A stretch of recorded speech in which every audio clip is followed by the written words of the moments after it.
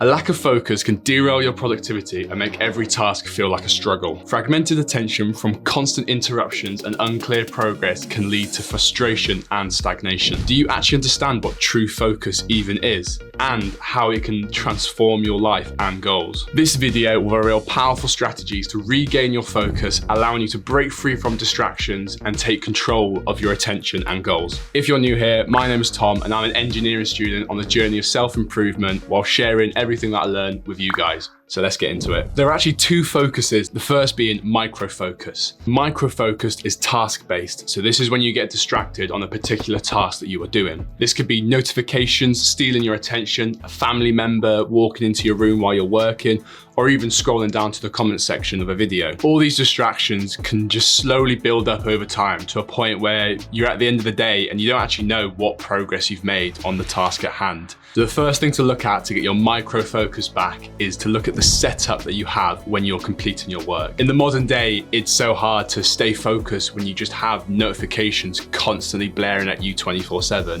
The best ways to prevent this is simply when you're starting your work session, put your phone on Do Not Disturb. Now, the other vital thing for your setup is the environment that you're in to make sure that you can stay as focused on the task as possible. Now, this can be important if you're easily distracted by noise from friends, housemates, family members. Alternatively, you can completely change your environment. So if you can't work at home or you need to be at somewhere quieter, a cafe or library might be way better so that you can actually lock in and focus on your work. Now, the second way to improve your micro focus on the task at hand is to actually just improve your awareness of the situation. You might have been in a scenario many times like myself where you think, I'm being organized, I'm gonna write a to-do list, I'm gonna put this in my calendar.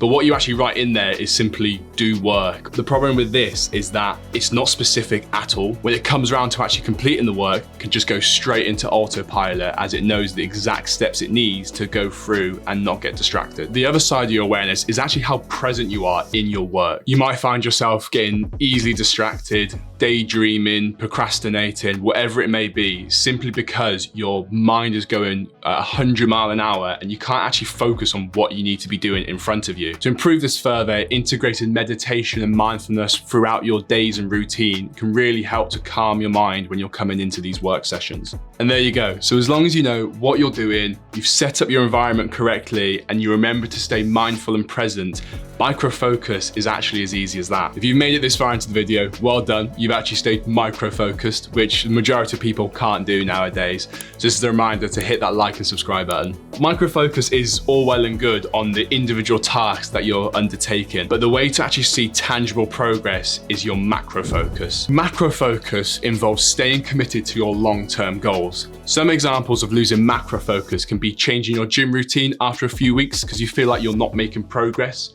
It can be changing your business model because you feel like you're not seeing results fast enough, or simple things like changing your diet because you saw someone that can guarantee that you're going to lose 5 kilograms in the next month. Honestly, it doesn't work. The problem here is we don't actually give our goals enough time to see tangible progress, and changing from model to model, workout to workout, is just going to hinder your progress because however far along the process you are, you're starting back at square one the moment you switch it up. Every time you come into a roadblock where progress slows a little bit and you give up and start again, you're never going to reach the actual goal that you want to. So how do we actually stay macro focused? So the first thing you need is purpose, or your big why on why you actually want to achieve your long-term goal. Best thing to do here is to dig deeper into this purpose to really find the source of your intrinsic motivation to keep you focused. A lot of the time we simply take on too much and we overexert ourselves to a stage where we feel overwhelmed and can't actually focus on what really matters. So what's important here, similar to the previous point on purpose,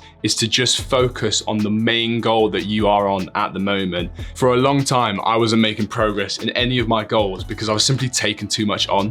When you take on so much, you end up losing track of the main goal that you actually want to focus on and just become feeling overwhelmed and exhausted. So what I found that helped was actually saying no to more things that aren't in line with the actual goal you want to achieve. In the words of Ali Abdaal, if it's not a hell yeah, then it's a no, because this means you can actually stay focused on what matters to you. For example, when I was younger, I wanted a better physique, but that as a purpose on the surface didn't really give me that intrinsic motivation. But it wasn't until I actually dug deep into that purpose when I realized that I actually just wanted more confidence and to improve my health. And once you've identified that, the motivation you actually have to achieve that goal, every time you feel distracted or procrastinating, you remember that inner purpose and you're more likely to stay focused on this macro goal. But the other burnout I found that really affected me was actually depletion.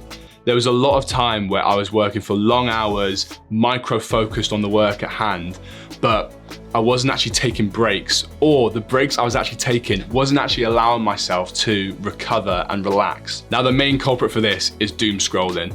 When you're constantly spending hours on social media, not only are you wasting your time, but it also really lowers your mood and productivity. So what I found that really helped me was changing my breaks and rest time into things that actually recharge me, such as going for a walk, seeing friends, or practicing a hobby. Taking these proper breaks that allow your brain to reset and recharge means that you're much less likely to get burnt out, meaning that you can stay focused on the long-term goal that you want to achieve. Honestly, keeping macro focused is a game changer, because the best times in your life are when you're seeing tangible progress in the goals that you want to achieve, because you just feel good. So find your purpose in the goals that you want to achieve, push through those bottlenecks, but remember to take breaks, actual breaks, to avoid burnout. If you found this information useful and want to find out more insights and personalized support into improving your focus, productivity, and much more, click the first link in the description to find out about my private community and coaching. And as always, love you all, and I'll see you in the next one.